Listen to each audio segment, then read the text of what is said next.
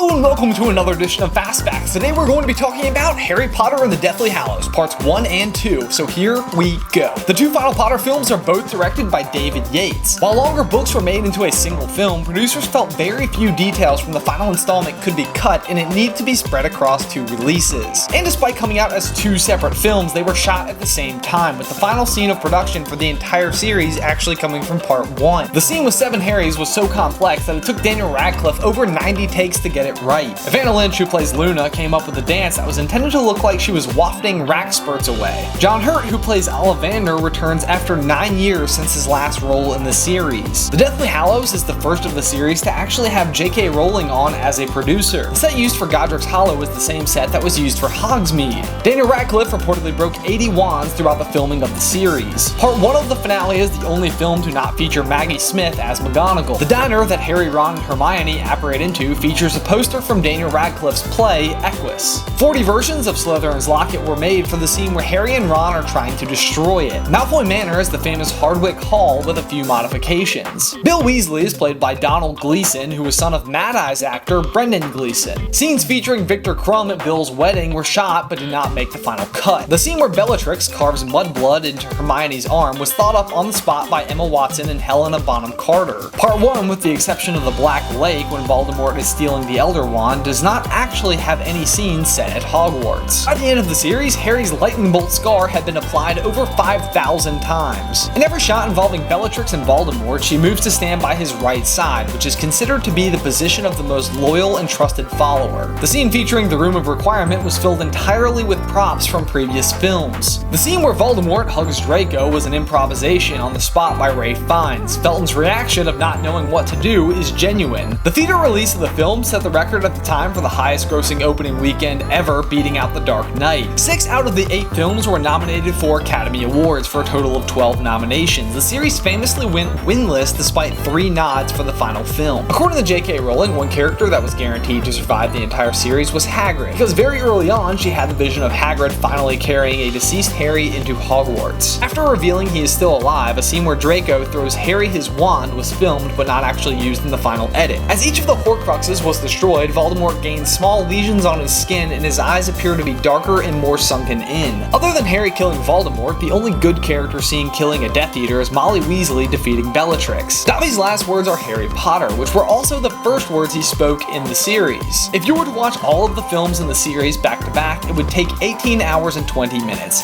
and I would highly recommend it. Thanks for watching this edition of Fast Facts and the final installment of the Harry Potter series. Be sure to stay tuned for more information than you ever wanted to know on your favorite films. Do you ever have questions for Jay and I? Be sure to follow us on Twitter and Instagram. We do our best to respond to as many comments and questions as we possibly can.